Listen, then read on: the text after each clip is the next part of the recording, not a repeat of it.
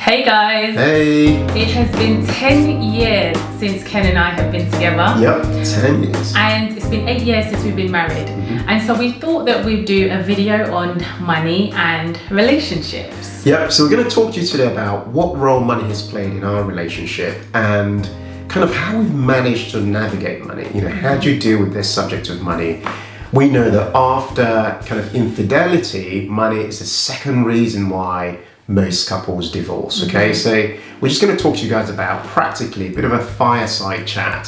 You know, what's worked for us and what can we share with you so that you too can have a more successful relationship and marriage. So we're going to dive straight in and start to unpack what's worked for us. But before that, just like to say that I'm Ken. And I'm Mary. Of the Humble Penny and Financial Joy Academy.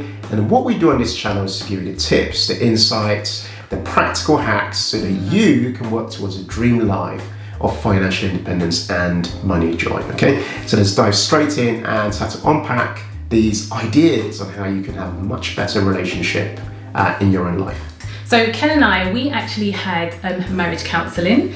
So we had two, so at his church and mine. And it was quite an intensive one for about 8 weeks, wasn't it? And it was really good, it was with other couples, and it was where we really got to ask really serious questions and just get an idea of, you know, our compatibility levels. And, you know, as a result of that, I think a few people didn't end up getting married. A couple at that same marriage counselling session actually didn't end up going ahead after 8 weeks of learning about money, sex, family, all kinds of things. They actually decided not to go ahead. We definitely knew we were going to go into our marriage differently and just welcome on board any kind of ideas and suggestions that will make sure that that does not occur with us or that we just don't have any issues with money, full stop, in our marriage.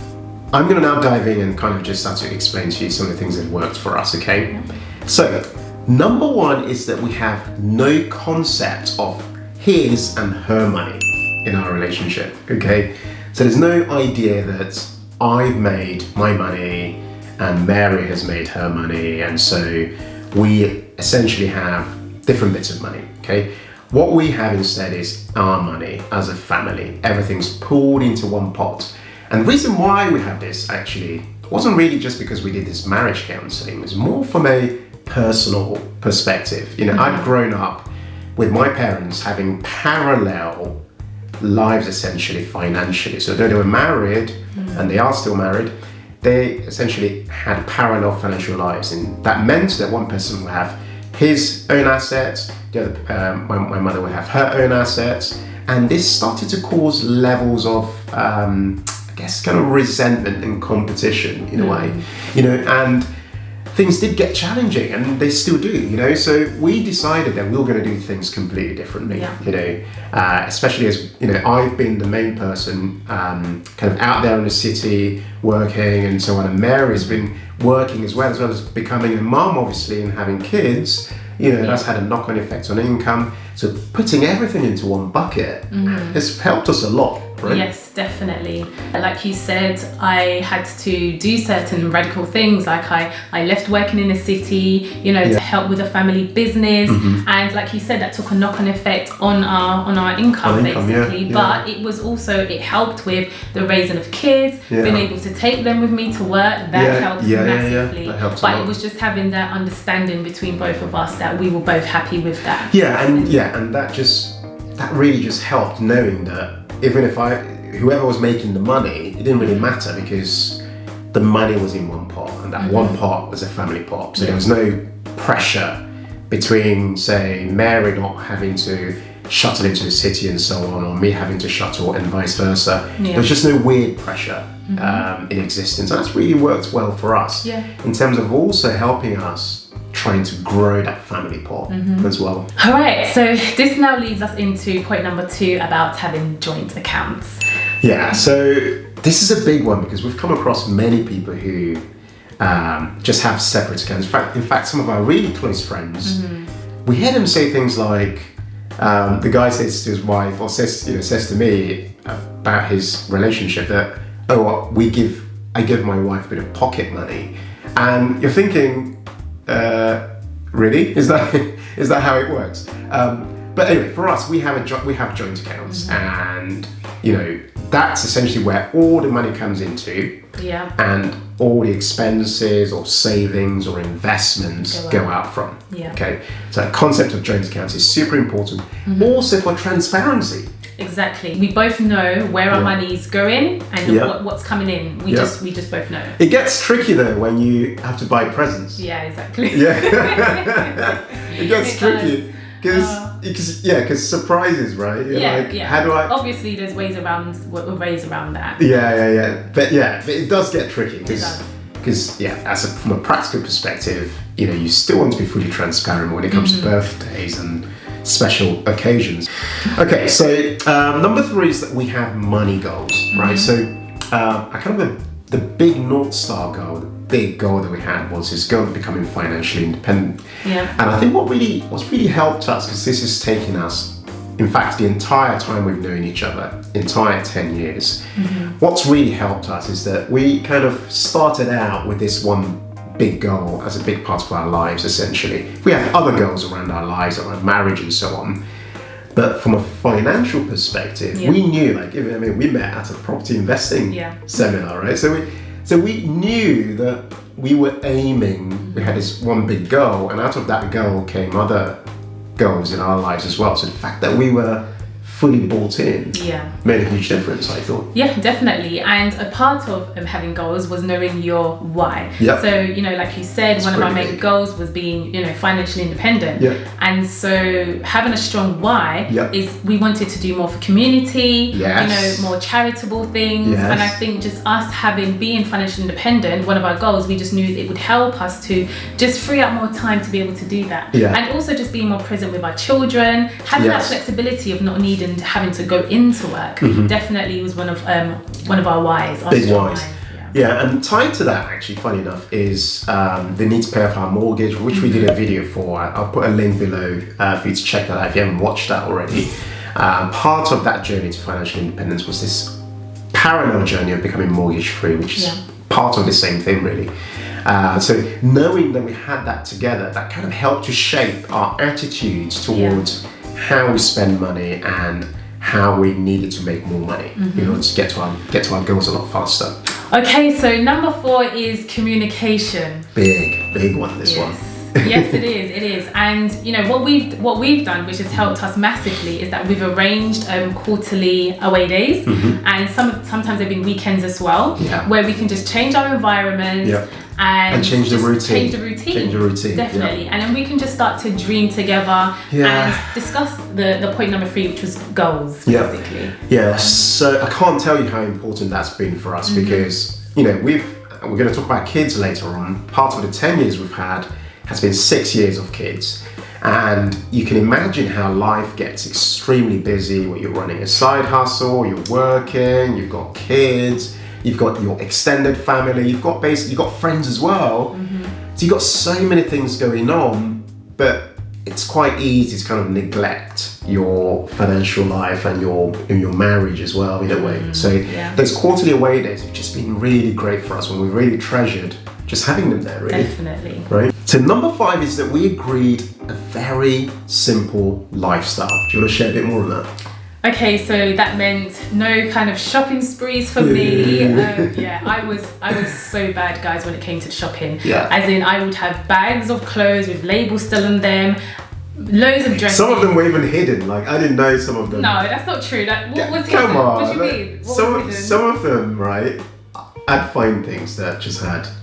I'm like, when did you buy that? No. So there was a pair of shoes that my husband recently found. It was shoes that I bought for my wedding and I never ever wore them. They were still at my parents' house and I just took them, brought them home, and Ken was like, oh, where did this come from? So that was many, many years ago. So there's nothing hidden, babe. Thank you very much.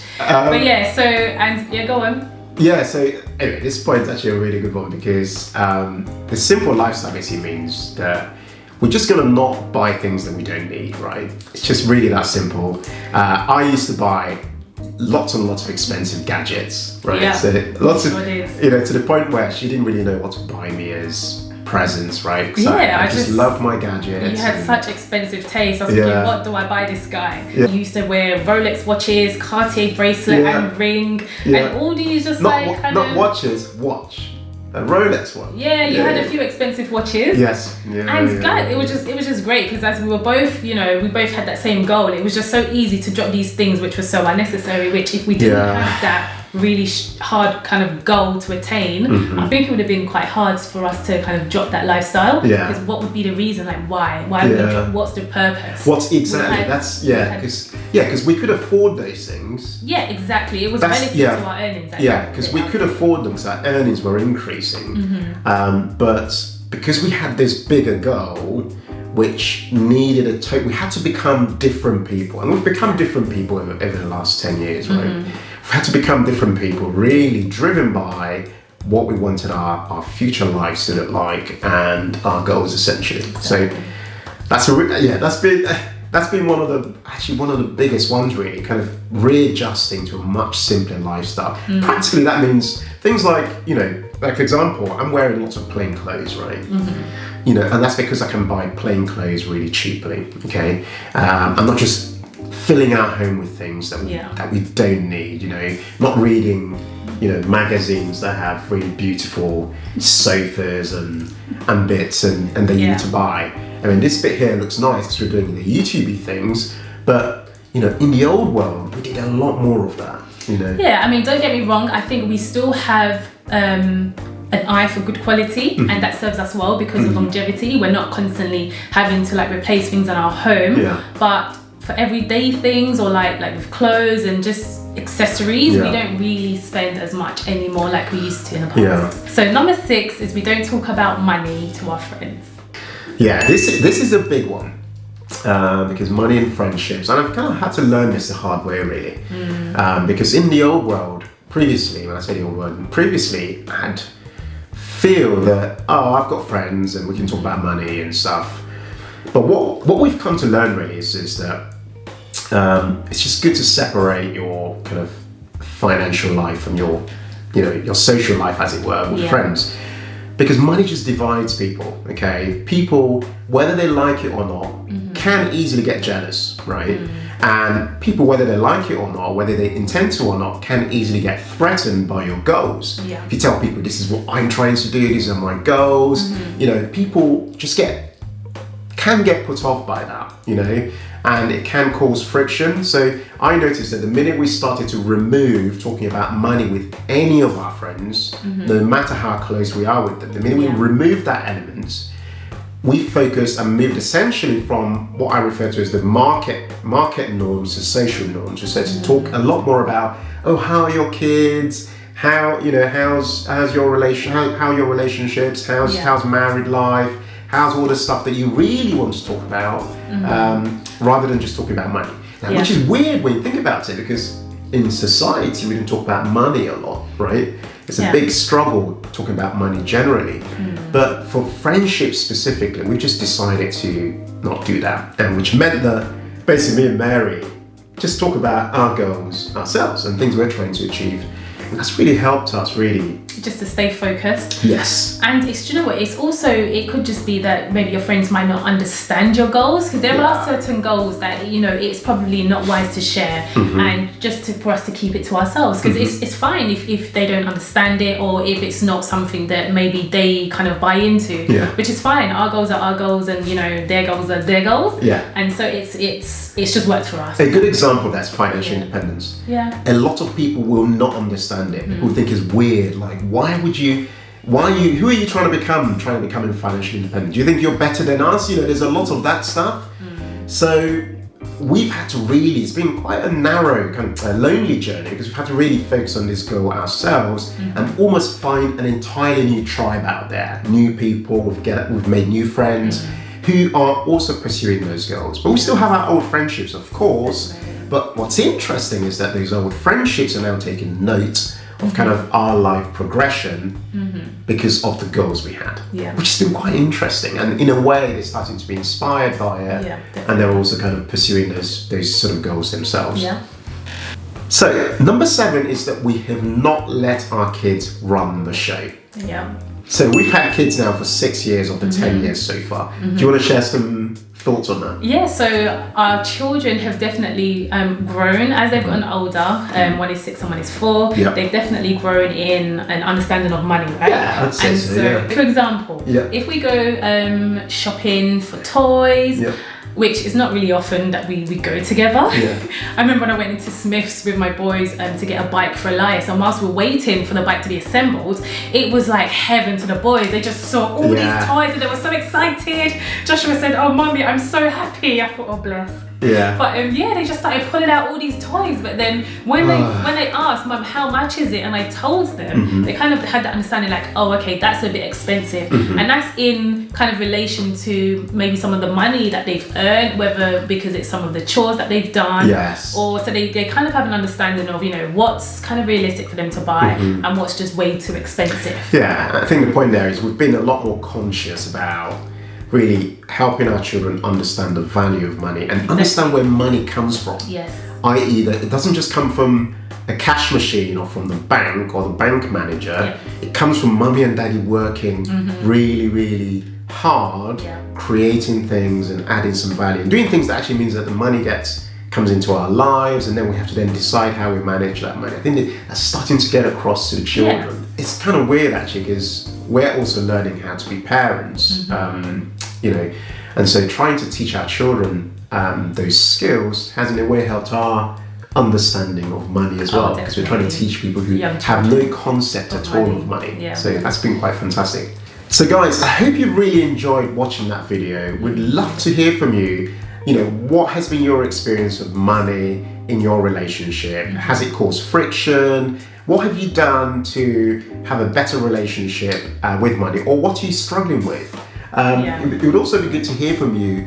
You know, which of those 7 ideas, 7 thoughts we shared, kind of resonated with you? Something that you think you might be able to implement in your own relationship going forward. Okay. So this is Ken and Mary of the Humble Penny and Financial Joy Academy. If you're new to this channel, please make sure you subscribe. We'd love for you to see more of our videos in the future. We're now publishing twice a week, so make sure you hit that notifications bell just so that you're notified every time we publish a new video. Thank you so much. Thank you so much, this has been guys. Fun. It's been great, and thank you for your support. Do comment, let us know what you'd like to hear more of, because at the end of the day, this is the content that we're doing for you guys, and so we just want you to definitely get value out of it. So let us know. That's it. We'll look forward to seeing you in the next video. Make sure you comment, and we'll see you soon. Take care. Take care. Bye.